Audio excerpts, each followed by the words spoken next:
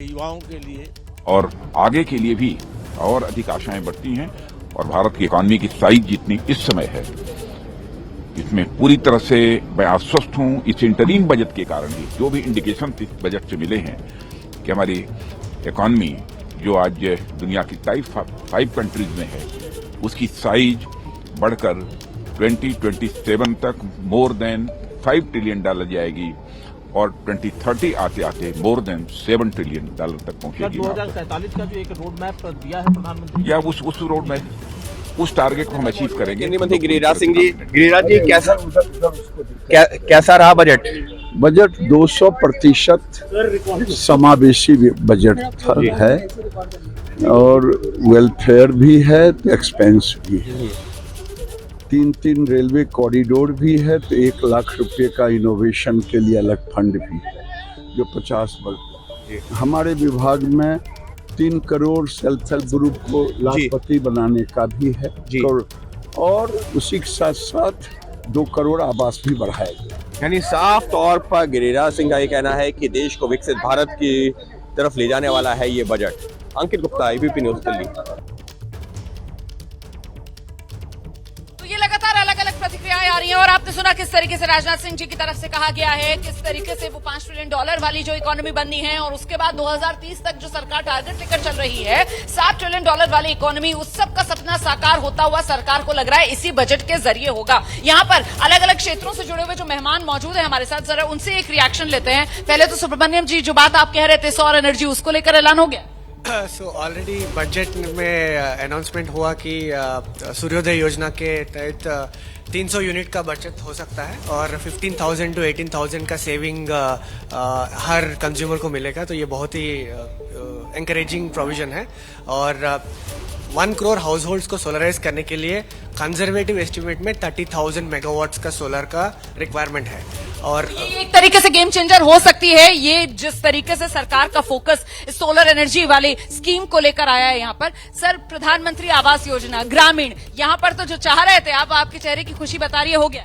बिल्कुल, हमारा यही उम्मीद था कि अर्बन सेक्टर में मिडिल क्लास हाउसिंग के लिए और प्रधानमंत्री आवास योजना में, क्योंकि ये मल्टीप्लाइंग फैक्टर है, इसमें बहुत जॉब जनरेट होती हैं। जरा सा आपको रोकूं, सियासी प्रतिक्रियाएं लगातार आ रही हैं और ऐसे में नेशनल कॉन्फ्रेंस के नेता फारूक अब्दुल्ला, उनकी तरफ से क्या कहा जा रहा है, जरा ये सुन लेते हैं। हमारे साथ सर, क्या रिएक्शन है बजट पे? देखिए, जहाँ तक बजट का सवाल है, ये इंटीरियम बजट है, ये मेन बजट तो है नहीं, इसमें कोई नई चीज़ तो है नहीं। सिर्फ ये है जो पुराना इन्होंने किया है उसके बारे में इन्होंने कहा किस तरह हम लोग आगे बढ़ रहे हैं, किस तरह हम तरक्की कर रहे हैं।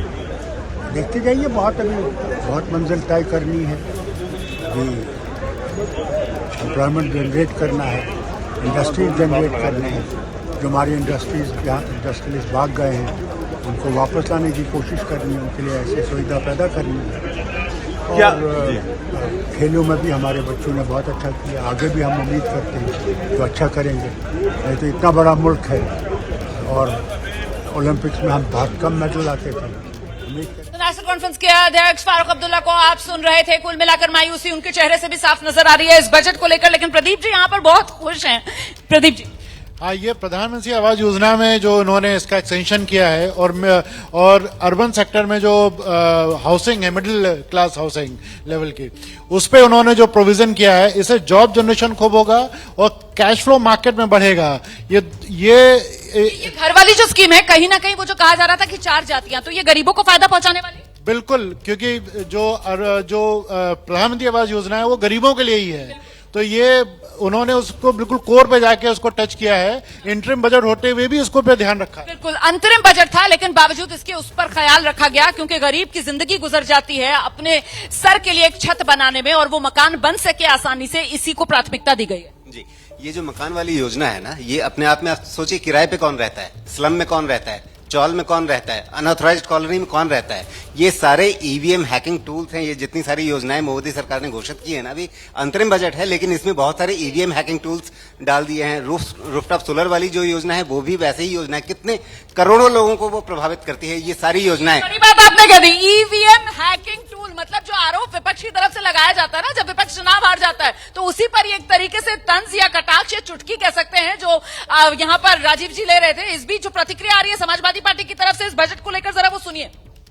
ये सब मेरे साथ मौजूद है एसटी हसन, समाजवादी पार्टी के सांसद। सर, कैसा रहा बजट? बजट में कुछ है ही नहीं, कैसे क्या रहा? ना किसानों के लिए कुछ है, ना स्टूडेंट्स के लिए कुछ है, ना ही एजुकेशन के लिए कुछ है, और ना ही अल्पसंख्यकों के लिए कुछ है। वो तो खैर होता भी नहीं है, तो क्या बजट है? Bogus budget. लेकिन कहा जा रहा है कि जो है दिशा निर्देश, देश को जो विकसित रास्ते पर ले जाने वाला, जो है दिशा दिखाने वाला बजट है ये। हमें उम्मीद थी कि टैक्स में और छूट मिलेगी, कम से कम इनकम टैक्स की रिबेट 10 लाख होनी चाहिए थी इस महंगाई के दौर में।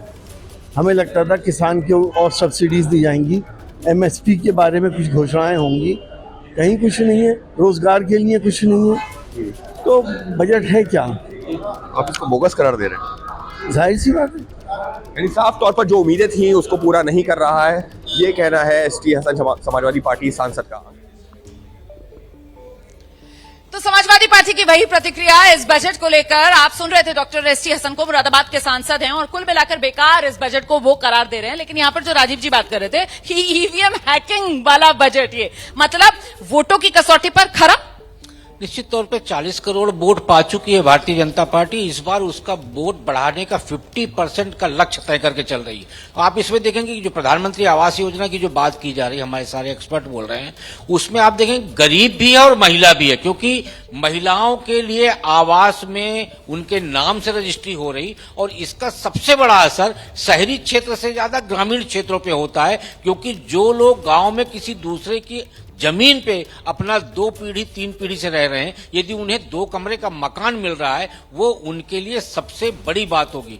दूसरा, मनरेगा आज की डेट में ग्रामीण क्षेत्रों में श्रम के लिए रामबाण है। उसकी आप देखिए आमदनी 5 किलो अनाज जी, इसके साथ मनरेगा का आमदनी और मकान, नल जल योजना से पानी, ये उज्ज्वला योजना से गैस, ये सारी चीजें पूरा एक पैकेज है जो मतदाताओं को, जो राजीव जी बोल रहे हैं, मतलब जो बात आप कह रहे हैं रोजी रोटी मकान, वो गरीब मतदाता, महिला मतदाता को उससे साधने की यहाँ पर कोशिश इस बजट के जरिए। लेकिन उधर दूसरी तरफ विपक्ष के खेमे के जो सांसद है वो किस तरीके से नीलबटा सन्नाटा इस बजट को करार दे रहे हैं, सुनाते हैं आपको। प्रतिक्रिया आ रही है प्रियंका चतुर्वेदी की, सांसद है शिवसेना उद्धव गुट की।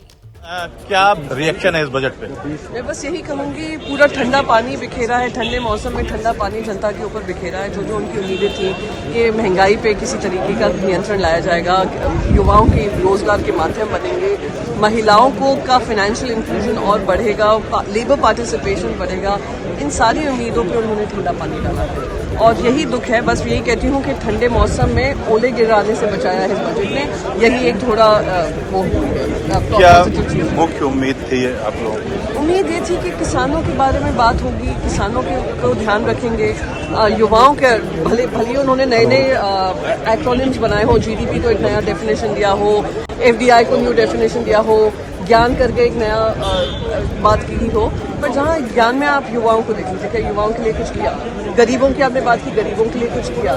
फिर आप बात करते हैं आत्मनिर्भरता की, नारी शक्ति की, उसके लिए आपने कोई काम किया? ये सारे सवाल हैं जो जनता, मैं उम्मीद करती हूँ 2024 में देखेंगे। Ravikant, ABP news, Delhi.